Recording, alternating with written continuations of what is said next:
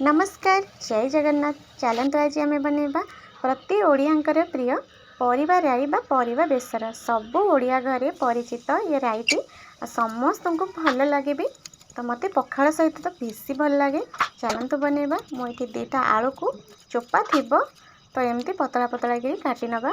कखारू भी नहीं मु सजना छुई नहीं बैगण नहीं कंचा कदली नहीं तो सजना छुईटा राई पड़े बहुत भल लगे मत तो सजना छुई भी पकेबे देखिए बहुत बढ़िया लगे। तो आम ये कखारू काटी नेली कसी बैगण थिला ताकू काटी नवा तो सजना छुई की आम भी एमती काटी नवा।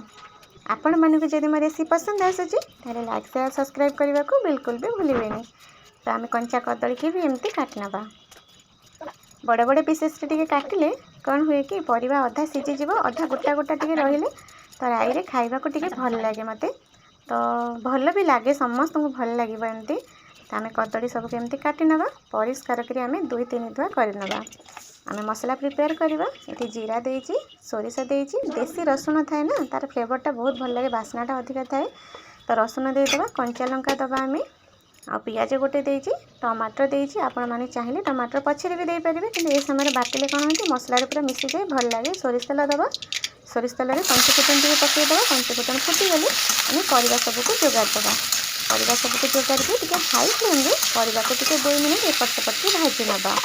भाजीगला आम से हलदी गुंड पकईदबा टी लंका गुंड पकईबा आम कंचा लंका तो बाटीचे कि लंका पकईबा गुंडटा कहीं आम टे कलर टे देखा कहीं ग्रीन ग्रीन देखा टे कलर देखा ना कंचा लंका कि फ्लेवरटा तो बहुत मस्त।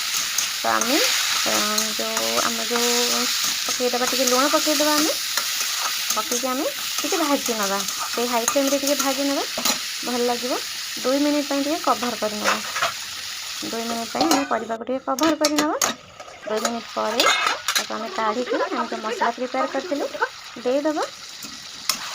आम 2-3 मिनट सेम प्रोसेस रे 2-3 मिनट आम कौन करवा टे मसला को भाजवा। सोरिष मसला आमर ना तो मसला तो कषा हुए तो परिवार टे एमती भल से मिसई नवा ये भाजी नवा एमती टे कषि नवा। तो से आम पानी देदेबा परिवा सीझा ओजरे पानी दबा बेसी दबानी परिवा जी सीझा ओजरे पानी दबा आम तो आम देकी कभर करनवा। आम 5 मिनट पर देखा टे काढ़ी मझे मझे देखा 5 मिनट पर देखो आमर परिवा अधा सीझी आसला देखो अधा सीझी आसला आमर परिवा आउ टिके आम ये घोरे नवा। आउ 5 मिनट पर काढ़ा और बड़ी कौन करवा ना 2-3टा बड़ी के एमती हाथ में क्रश करके देदेबा। बड़ीटा पकेले राईर फ्लेवरटा बहुत भल लगे बड़ीर फ्लेवरटा थाए ना बहुत भल लगे खाइबा को तो पकईदबा।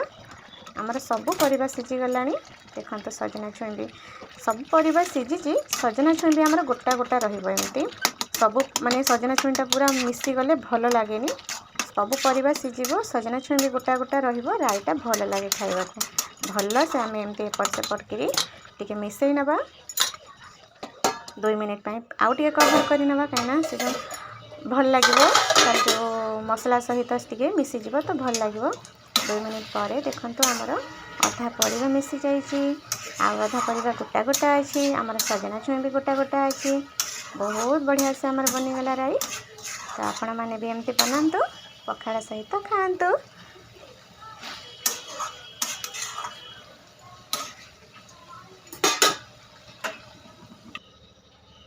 रहुची जय जगन्नाथ।